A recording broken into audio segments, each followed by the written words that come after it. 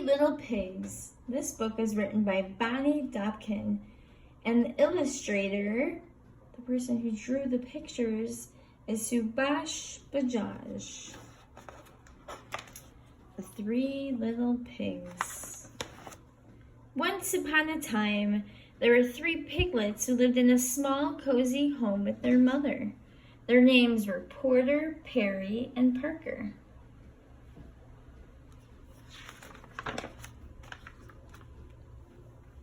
Porter was a relaxed sort of pig.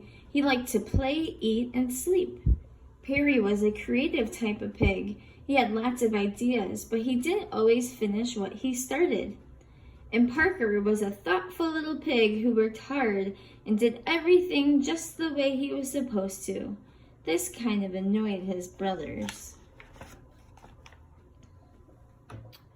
Well, the three little pigs got older and bigger and rounder. One day their mother made a decision. "You've grown too big for this little house," she said. "It's time for you all to go off into the wide, wide world and build homes of your own." So the three little pigs packed their bags and got ready to leave their cozy home. "Any advice for us, Mother?" asked Parker. "Why, yes," said the mother. "Watch out for that no-good big bad wolf who's always sulking around. And remember, always work hard. Remember to plan, and whatever you do, do the best that you can." The three little pigs kissed their mother goodbye. Mwah. Then they trotted out of the house, down the road and out of the village. Before they had gone very far, they came to a big field full of golden haystacks. "You know," said Porter quickly, "I think I'll build my house out of straw. It's a nice color and the house will be easy to build." "I'm not sure this is a good plan," said Parker. "Will it be warm enough?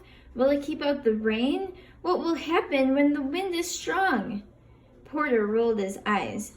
"It will be a great house, and I still have time to play when I'm done." "Then good luck to you," said Perry and Parker, and they continued down the road. Soon Parker and Perry came to a shady spot of trees. "You know," said Perry, "I think I'll build my house out of logs. Logs are strong and I can paint them different colors." "That sounds like a good plan," said Parker. "If you finish what you start." "I will," said Perry, and he waved as Parker continued down the road. Perry stood and looked up at the trees. He said, cutting down those trees would take a long time. "I think I'll build my house from the sticks on the ground instead." Yes, that's exactly what he did.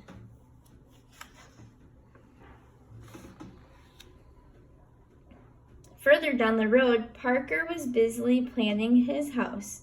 He bought bricks and stone and mortar for the walls. He bought strong oak planks for the doors.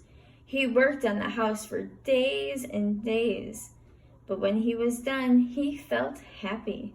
"Mother would be proud," he said. "I worked hard and I made my house the best it could be." Now, what none of the pigs realized that someone very bad knew that they had left their mother's house. Who do you think that someone is? Do you remember who the mom said to stay away from? The no good big bad wolf. First, the wolf went to Porter's house. He saw bundles of hay held together by rope, and he saw Porter Pig outside, napping in the sun. "Hello, pigs," said the wolf. Porter opened his eyes, squealed, and jumped to his feet. He ran to his house and pushed the door shut and hid under his bed. Now, said the wolf, "I only want to have a chat." "Ha," said Peter, "I know a hungry wolf when I see one." It really doesn't matter, said the wolf. Little pig, let me come in. Are you kidding, said Porter. Not by the hair of my chinny chin chin. Then I'll huff and I'll puff and I'll blow your house in. Do you think the wolf is going to blow the house down? Let's see. The wolf took a step back. He huffed and he puffed and he blew with all his might. The straw house flew apart. The wolf pounced and the pig bounced, but Porter squealed and ran. Said the wolf, unfortunate. Where do you think the pig ran to? The next day, the wolf decided to try again. He strolled down the road until he saw a flimsy house made of, what's that made out of? Sticks and twigs. Perry was lying in a hammock outside. Hello, my little pig, said the wolf. Perry jumped in fright. He ran inside the shaky house and pushed the dresser against the door. Ha, said the wolf. Does he really think that's going to help? The wolf cleared his throat. Little pig, let me come in. No way, said Perry, not by the hair of my chinny chin chin. Then I'll huff and I'll puff and I'll blow your house in. Do you think the wolf will blow the little pig's house in? Let's see. The wolf steps back. He took 2 huffs and 2 puffs and he blew with all his might. What happened? What happened to the house? Sticks and twigs swirled in the air. The wolf pounced and the big pig bounced. But Perry squealed and ran. This just won't do, said the wolf. Where do you think Perry ran to?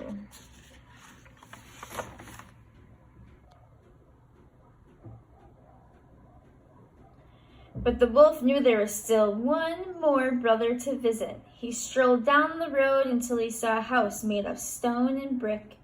Parker was digging in the garden outside. Hello, pig friend, said the wolf. Don't you friend me, pig, said Parker. Leave now or you'll be sorry. I doubt it, said the wolf.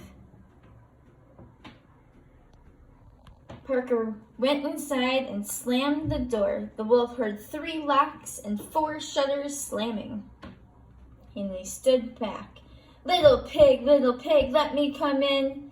Not by the hair of my chinny chin chin. Then I'll huff and I'll puff and I'll blow your house in. Go ahead and try, said Parker. Do you think the wolf is strong enough to blow down this house made of bricks and mortar? Let's find out. The wolf huffed 3 times. And he puffed 3 times and he blew with all his might. Did he blow down the house? Nothing happened. That's a surprise, said the wolf. And he huffed 4 times and he puffed 4 times and he blew again with all his might. But still, nothing happened. The wolf tried again and again and again. This is not going the way that I had expected, the wolf said. Finally, the wolf fell flat on his back, puffing and wheezing. He's all out of breath. He heard the shutter creak open. I knew my house would stand up to the no-good wolf, said Parker. I'm just glad he didn't think about coming down the chimney. And he slammed the shutters shut. Do you think the wolf goes down the chimney? Let's find out. Oh no, said Parker. The wolf landed in the kettle with a loud kerplunk. Water steamed and boiled around him. The wolf howled in pain. Oh! And shot right back up the chimney. Where do you think he goes next? The water had boiled half of his fur. "Oh no," cried the wolf. He was embarrassed that he left the country and was never seen again. And Porter and Perry moved in with their brother and lived happily ever after. The end.